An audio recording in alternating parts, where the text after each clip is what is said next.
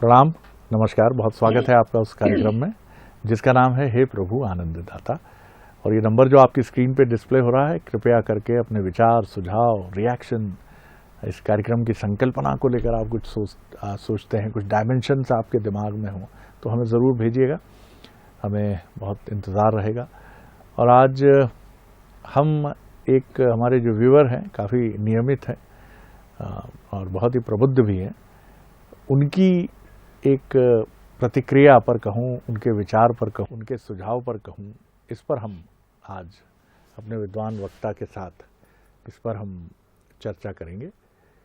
इनका कहना ये है कि मैंने अक्सर पढ़ा है और देखा भी है, कई बार खुद अपने भीतर देखा है कि दूसरों को कष्ट देने में सुख मिले, ऐसा भी मैंने देखा है। और अगर मैं अपनी बात करूं तो अपने ही बच्चों को जब मैं छोटे थे वो और बाद में किशोर अवस्था और युवा अवस्था में आए तो कई बार मैंने उनको दंड दिया है। मैं ये तो नहीं कहूँगा कि उस दंड देने में मुझे सुख मिलता था, लेकिन एक संतोष का भाव ये रहता था मेरे मन में कि दंड देने से ये सुधर जाएंगे। जबकि उनका कहना था कि मैंने दंड का कोई प्रभाव नहीं देखा, बल्कि इसके उलट दंड के बाद जब मैं उनको अपने गले लगाता था या उनसे कहता था कि मैं भी पिता हूँ, मेरे भीतर भी भाव है, मैं तुमको बेहतर करना चाहता हूँ, इसलिए तुमसे कहा कि आज शाम का भोजन इनको विलम्ब से मिलेगा। लेकिन ये प्रक्रिया मैं आज भी संसार में देखता हूँ कि जो ताकतवर है, जो बड़ी कुर्सी पर बैठा है, वो नीचे बैठे व्यक्ति को प्रताड़ित करता है और कई बार इसमें सुख भी लेता है। इन्होंने कहा मैं जिस ऑफिस से रिटायर हुआ उस ऑफिस में मैंने कई बार लोगों को, बड़ी कुर्सी पर बैठे लोगों को आंख दबाकर हंसते देखा है, अपने से छोटे लोगों को प्रताड़ित करते हुए। कोई 2 मिनट भी लेट आया तो उसको परेशान कर रहे हैं कि आज रजिस्टर पे दस्तखत नहीं करोगे, तुम आज नहीं करोगे, लेट है, साहब ने बोला है, ऊपर से ऑर्डर है। और उसके बाद कई लोग ये भी दावा करते हैं कि वो पछताते हैं ऐसा करने के बाद। तो ये क्या तरीका है कि आप पहले दंड देते हैं फिर बाद में पछताने का स्वांग करते हैं, या सही भी पछताते हैं? अगर वास्तव में भी पछताते हैं तो इसका क्या फायदा है? आखिर ये दृष्टि हमारे भीतर क्यों नहीं है? और क्या इन्होंने ये भी पूछा है हमारे विद्वान वक्ता से कि क्या लोगों को सुधारा जा सकता है या व्यक्ति खुद अपने भाव से ही सुधरता है? इतने दंड के प्रावधान हैं, दुनिया के बड़े बड़े संविधान है, हत्या के बदले हत्या का प्रावधान करने वाले देश भी हैं, आंख के बदले आंख लेने वाले देश भी हैं, लेकिन वहां भी अपराध घटते हैं। बलात्कार के लिए भारत में ही कुछ राज्यों में मृत्यु दंड का प्रावधान है, लेकिन कोई कमी नहीं है। ये इनके प्रश्न हैं जो मुझे बड़े विचारोत्तेजक लगे और मैं भी ठिठक कर देखता रहा कि ये क्या कभी थमने वाली प्रक्रिया है या नहीं है। तो आज इन्हीं प्रश्नों के साथ हम चलेंगे अपने विद्वान वक्ता, भगवद गीता के अध्येता, मानस मर्मज्ञ प्रोफेसर डॉक्टर सुरेंद्र बिहारी गोस्वामी जी के पास। डॉक्टर साहब प्रणाम कर रहा हूँ आपको जी। आज प्रश्नकर्ता ने प्रश्न भी किया, उत्तर भी दिया, संशय भी रखा और चिंतन भी दिया और चिंता भी व्यक्त की जी। तो मैं इनके प्रश्नों से ही इनके उत्तर निकालने का प्रयास करूंगा, क्योंकि इन्होंने एक बहुत ही सहज लेकिन घातक बीमारी पर बात की है। ये सबसे ज्यादा संक्रमण संसार में 2 बीमारियों से फैलता है। एक जमाई, जिसे आप बोलचाल की भाषा में क्या कहते हैं, उबासी जी। ये सबसे जल्दी फैलने वाला रोग है। अगर आप किसी के सामने बैठकर एक बार जमाई ले दीजिए और देखिए चितवन से, तो थोड़ी देर बाद सामने वाला भी जमाई लेगा ही लेगा, क्योंकि ये सबसे तीव्रगामी रोग है। दूसरा क्रोध। तो ये क्रोध जो है ये संक्रमित करने में बड़ा घातक बीमारी है, क्योंकि यदि एक व्यक्ति ने आपको अपशब्दों का प्रयोग कर दिया या आपकी ओर घूर के देख दिया, तो आप कितने ही सज्जन हो, आपके देखने के तौर तरीके और बोलने के अंदाज में परिवर्तन आ जाता है, क्योंकि ये संक्रमण आपको तुरंत लग जाता है। एक बात आप समझ लें, जो मूढ़ है, जो दरिद्र है, जो भूखा है, जो क्षुद्र है, जो सबसे बड़ा संसार का दीनतम दीन है, हीन है, जो वो क्रोध करता है। क्रोधी व्यक्ति के कुछ लक्षण बताए गए हैं, जिनको अगर ध्यान कर ले तो उससे बात समझ में आ जाएगी आपको। सबसे पहले आदमी दूसरे को पीड़ा दे करके सुख की अनुभूति करना चाहता है। जी। अर्थात उसके पास सुख नहीं होता और वो सुख परम दुखी व्यक्ति होता है और वो अपनी सुख की तलाश कहीं पीड़ा में ढूंढता है। तो उसे पीड़ा ही जो है, पीड़ा शब्द का ही अर्थ होता है पर पीड़ा सम नहीं अधमाई, पापेन युक्ता ते पीड़ा। ओहो, ध्यान रखिएगा, जहाँ पाप साक्षात विद्यमान होता है उसे पीड़ा कहते हैं। क्या इसलिए बात। उससे बढ़कर संसार में कोई पाप नहीं होता, पर पीड़ा सम। तो अगर आप दूसरे को पीड़ा देखकर सुख की अनुभूति कर रहे हैं, इसका मतलब आपसे बड़ा पापी संसार में कोई दूसरा नहीं है, क्योंकि आपको उसमें उसकी अनुभूति हो रही है। तो आपकी दिशा दशा अलग है। बहुत पहले शरद जी पिताश्री कहा करते थे कि जब भी कोई यात्रा में चले तो एक लोटा लेकर चले, और जहां शुद्ध जल मिले वो बड़ा सावधान करते हुए तो कहते थे कि खाली लोटा लेकर चले, और जहां उसको शुद्ध जल मिले वहां जरूर जल भर ले और जल पान कर ले। उसके लिए लोटा या गिलास लोग अपने साथ रखा करते थे। तब यात्राओं में स्टेशनों में रुक कर देखते थे कहाँ पानी मिल रहा है अच्छा, तो तुरंत पानी भरकर पी लिया करते थे। वो उसके लिए ही वो पात्र रखते थे। लेकिन ऐसे व्यक्ति जो परपीड़ा में सुख की अनुभूति करते हैं, वो भरा हुआ लोटा लेकर चलते हैं, और चूंकि उसमें रखा हुआ जल दूषित होता है, जैसे कोई आप किसी के यहाँ आप जाएं और वो आपको गिलास में भरकर जल दे, आप देखें कि उसकी उंगलियां गिलास में डूबी हुई है और उंगलियां भी बड़ी गंदी सी आपको दिखाई पड़ रही है, तो आप वो जल पीना पसंद नहीं करेंगे। वैसे ही क्रोधी व्यक्ति या तो दूषित जल अपने पात्र में लेकर चलता है। कौन से पात्र में? जो संकुचित होता है। बोलचाल में बहुत सारे लोग कहते हैं इसका हृदय छोटा है। हृदय तो सबका बड़ा होता है, फिर छोटा क्या हो गया? छोटा हृदय कब होता है? जब हृदय की में 6 धमनियां वर्णित की गई है अध्यात्म में। 3 धमनियां तो हैं ही, लेकिन 6 धमनियां सूक्ष्म रूप में वर्णित गई है। वो 6 धमनियों में यदि ये विकार आ जाएं 6 प्रकार के, खटराग, तो उसका हृदय दूषित हो जाता है। जैसे ही हृदय दूषित हो जाता है, उसके पात्र में जितना भी जल भरिए। क्रोध का एक अर्थ और होता है ज्ञानाभाव। ज्ञान का जहाँ अभाव हो जाता वही है क्रोध उसे क्रोध कहते हैं। क्रोधेन ज्ञान नाशनम। क्रोध एक ऐसा पशु है, क्रोध एक ऐसा ताप है जिसके आपके जीवन में आते ही ज्ञान तिरोहित हो जाता है। तो जब ज्ञान चला जाता है तो आप अभाव में हो जाते हैं, और अभाव जहाँ है वहाँ तम है, तम जहाँ है वहाँ दरिद्रता आ गई, दरिद्रता जहाँ है वहाँ आप क्षुब्ध हो गए, क्षुब्ध हो गए तो आपकी तृष्णा बढ़ जाती है। तो 6 ये खटराग जो वर्णित है हमारे यहाँ, ये क्रमशः वर्णित है। इन खटरागों की व्याख्या करने के पहले आपने एक बहुत अच्छी बात कही है, साम दाम दंड भेद। हमारे यहाँ ये 4 प्रकार की प्रक्रियाएं दंड संहिता में वर्णित है। अर्थात न्याय संहिता में ये 4 भाग वर्णित किए गए हैं, लेकिन कलिकाल में दंड को सबसे आखिरी में रखना चाहिए। ये तब की बात है जब द्वापर और सतयुग त्रेता जैसे युग हुआ करते थे, तो इनके क्रम बनाए गए हैं। साम आप समझाइए, वो अभाव में है उसको दे दीजिए ज्ञान, अधूरा ज्ञान है उसको पूरा कर दीजिए, समझा दीजिए आप। ये साम है। तो जो व्यक्ति साम करने में सक्षम होता है वो सबसे बड़ा न्यायदर्श होता है, वो सबसे बड़ा न्यायिक होता है। साम आप वहां कर सकते हैं जहां शब्दों को जो है संवाद का स्वरूप मिले, अर्थात जहां शब्दों के माध्यम से वार्तालाप कर सकते हो। लेकिन अगर सामने वाले के पास शब्द का अभाव हो गया तो शब्द के अभाव को कहते हैं अपशब्द। आपके पास शब्द है, उसके पास अपशब्द है, तो फिर आपके पास दाम होना चाहिए, अर्थात आपकी स्थिति ऐसी होनी चाहिए। वहां पर दाम का अर्थ केवल धन नहीं होता। बहुत सारे लोग दाम का अर्थ जो है वो धन समझ लेते हैं। दाम का अर्थ मोल भी होता है। सबसे अमूल्य है धीरज। तो क्या आपके पास धीरज है? बहुत सुंदर। तो आप धनी आदमी हैं। लेकिन आपने समझ लिया दाम यानी पैसा दे के चुप करा देंगे, ये थोड़ी होता है। दाम को आपने केवल, हर आदमी बोलता है सब भैया दुनिया दाम के भरोसे, और इशारा ऐसा कर देता है जैसे रुपए ही दाम हो। किसने कहा है दाम है?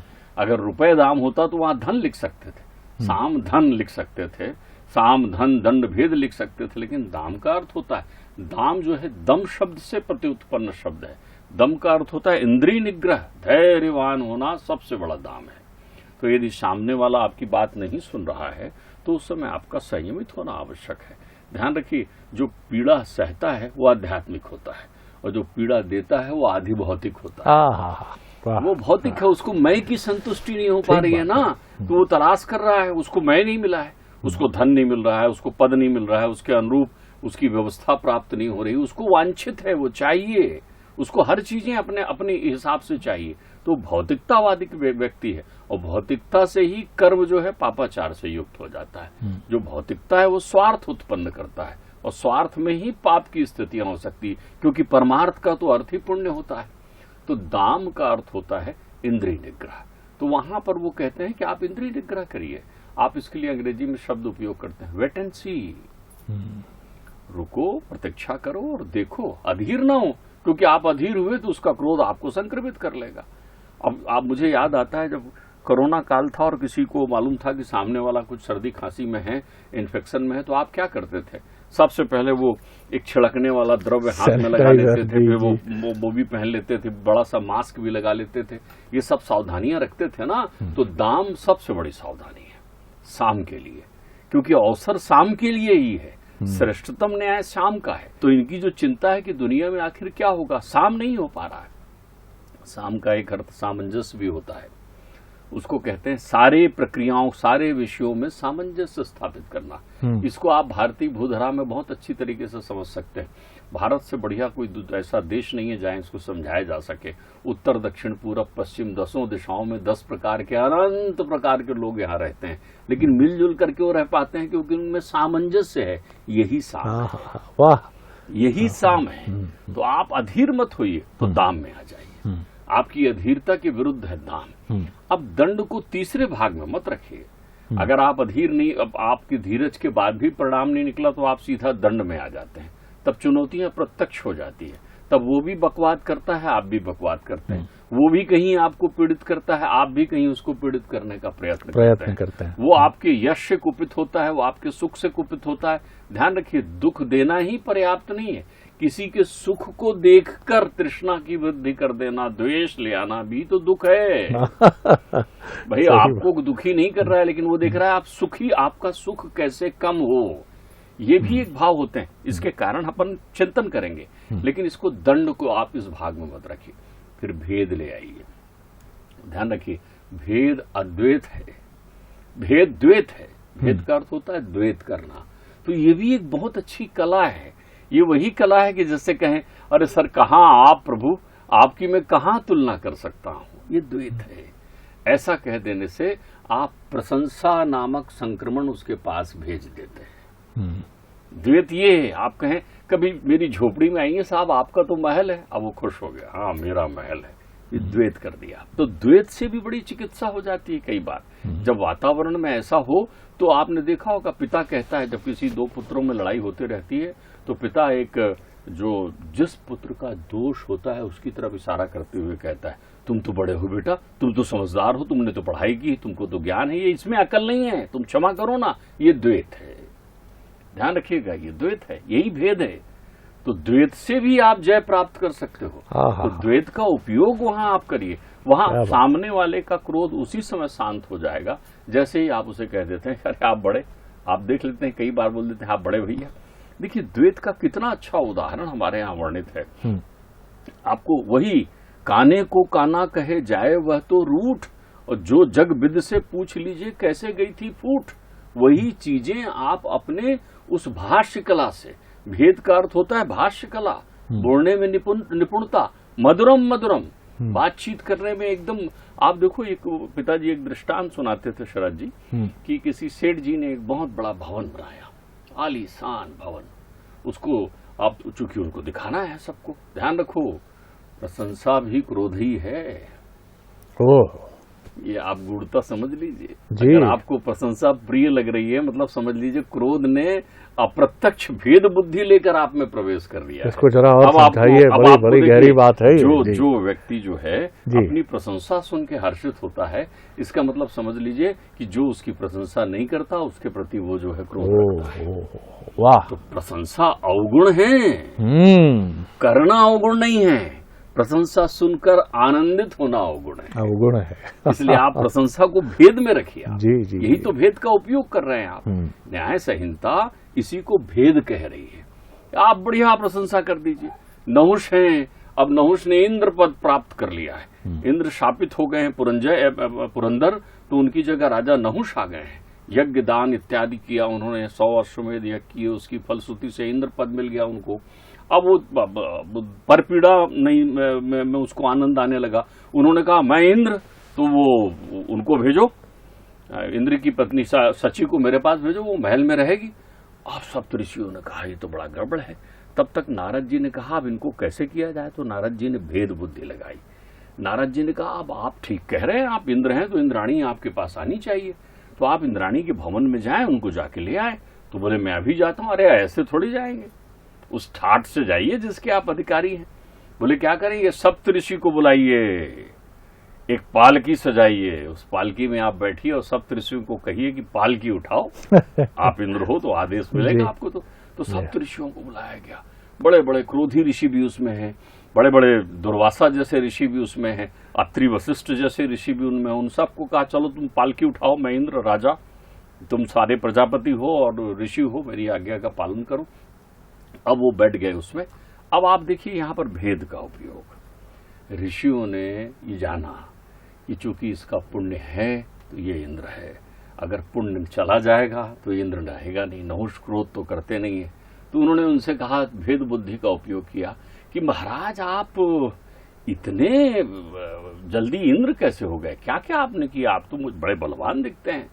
तो उन्होंने अपने पुण्यों का बखान करना शुरू किया। मैंने ये यज्ञ किया, मैंने ये तीर्थ किया, मैंने एक बार ये किया। पुण्य कहने से नष्ट हो जाता है, ध्यान रखिएगा। पुण्य आपने कहा नहीं कि भ्रष्ट हुआ वो, तो उनके जैसे ही पुण्य कमजोर हुए, वो ऋषियों ने अपनी वो उनकी पालकी रोकी और तुरंत शापित कर दिया कि जा तू अजगर हो जा। तो ध्यान रखिए, वो सेठ जी ने इतनी बड़ी कोठी बनाई, मैं आपको बता रहा था, भेद बुद्धि का उपयोग। इनकी चिंता का हरण करें कि कैसे दुनिया में इसका सामंजस्य स्थापित हो। तो इनकी चिंता का मूल स्वरूप है भेद बुद्धि। कलयुग भेद से चल रहा है, छोटे बड़े, अपने पराये, तेरा मेरा, मैं मेरा इत्यादि इत्यादि, ये सब भेद है, माया फैली हुई है। तो उन्होंने कहा कि बोले अब सब देखने आए, तो एक विप्र भी आया, उसके साथ उसका तेजस्वी लड़का भी आया। उन्होंने कहा क्यों रे छोरे, कैसा लगा तेरे को घर? उन्होंने कहा घर तो बहुत अच्छा है, लेकिन दरवाजा छोटा है, अगर कोई मर जाए तो काठी निकालने में तकलीफ होगी। अब आप देखिए, प्रशंसा प्रिय थे वो। ये प्रशंसा की बात नहीं हुई कि किसी के गृह प्रवेश में कहो कि कोई मर जाए तो उसकी काठी निकालने में, उसकी शव यात्रा निकालने में ये छोटा हो जाएगा दरवाजा। तो जैसे ही उन्होंने ये कहा तो उसको सुनते ही वो नाराज हो गया। वो पंडित जी आ गया सामने, वो विद्वान थे, वो जानते थे न्याय दर्श का उपयोग। उन्होंने तुरंत कहा अरे ये मूर्ख है लड़का, ये क्या जाने, आपका इतना सुंदर घर बना है सेठ जी, ये एक क्या हजारों काठियां निकलने आएंगी मालूम नहीं चलेगा। सेठ जी खुश हो गए, काने को काना कहे। तो आप ध्यान रखिएगा, भेद का उपयोग पहले करिए, दंड का नहीं। दंड सबसे आखिरी विकल्प है, और दंड भी सृजनशील होना चाहिए। बहुत अच्छी बात है। दंड जो है ऐसा नहीं होना चाहिए कि आप दंडित कर दें उसको, और वो प्रताड़ित की सीमा में नहीं होना चाहिए। प्रताड़ना और दंड में बड़ा अंतर है। दंड न्याय की व्यवस्था है, उस तुला में उसको उपस्थित होना चाहिए। तो आप अपने जीवन से यदि चाहते हैं कि क्रोधी व्यक्ति या पीड़ित करने वाले व्यक्ति से आपका सामना हो, तो आप साम दाम भेद फिर दंड का उपयोग करें। आज तो आपने ऐसी रस गंगा, भाव गंगा बहाई है कि आनंद आ गया। और आज तो मैं भी उसमें डूबता उतराता रहा और ये समझ पाया, कई जगह गहरे आत्मनिरीक्षण के भाव से मैं ही नहीं आप भी गुजरे होंगे कि देखिए, किसी को दंड देना या किसी को ये जानते हुए कि आपके वचनों से या आपके कृत्य से उसको कष्ट होगा, इससे बड़ा पाप कुछ नहीं है। अगर आप इस भाव से किसी को प्रताड़ित करते हैं, इसको पता चलना चाहिए कि मैं इसको प्रताड़ित कर रहा हूं, तो इससे बड़ा पाप कुछ नहीं है। और कितनी सुंदर बात है, साम यानी समझाइए। मतलब कितनी सुंदर हमारे यहाँ की, आज तो इसको मैं समझ पाया। दाम का अर्थ धैर्य से है, हम समझते हैं कि धन से है। दाम का अर्थ तो धैर्य से है। आपके धैर्य से बड़ा क्या है? फिर भेद है, तुलना करके असंगत कर दीजिए कि एक क्या कई काठी निकल सकती हैं साहब, ये तो जानता नहीं है, इसको पता नहीं है। दरअसल कहना ये चाह रहा था। ये जैसे पिताजी ने बच्चों का उदाहरण दिया कि बेटा ये तो मूर्ख है, तू तो विद्वान है, तू तो समझ, छोड़ दे, भूल जा इसकी बात को। ये भेद है। और अंत में दंड है, लेकिन दंड भी सृजनात्मक हो, क्रिएटिव हो। वो कहीं कोई दंड की का मतलब ये नहीं है कि प्रताड़ित करना है उसको। कई बार हम दंड का यही अर्थ लगा लेते, मुर्गा बनो स्कूल में। ये दंड के बहुत ही ऑर्थोडॉक्स किस्म के रूप हैं जो परिवर्तन से ज्यादा सिर्फ कष्ट की मनोवृत्ति देते हैं। एक मुर्गा बना हुआ बालक क्या सीखेगा? वो बहुत जटिलता से जैसे तैसे अपने पैरों के बीच में से कान पकड़कर अगर बैठा है, तो वो दूसरे सुखी और मुंह दबा के हंसते बच्चे हैं और एक सुख में डूबा टीचर है कि आज बहुत कष्ट दे रहा हूं उसको। आनंद आ गया डॉक्टर साहब, मैं क्या कहूँ। आज जो कुछ भी कहूँगा कम है, इसलिए मैं नहीं बोलूँगा अधिक। आप इसको गुनिए बुनिएगा और समझिएगा। लेकिन अद्भुत व्याख्या है आज, इसको सुनेंगे, बुनेंगे, गुनेंगे, बड़ा परिवर्तन घटेगा साहब। डॉक्टर साहब बहुत धन्यवाद कर रहा हूँ, प्रणाम कर रहा हूँ आपको। अगले एपिसोड में एक और विषय लेकर मिलेंगे।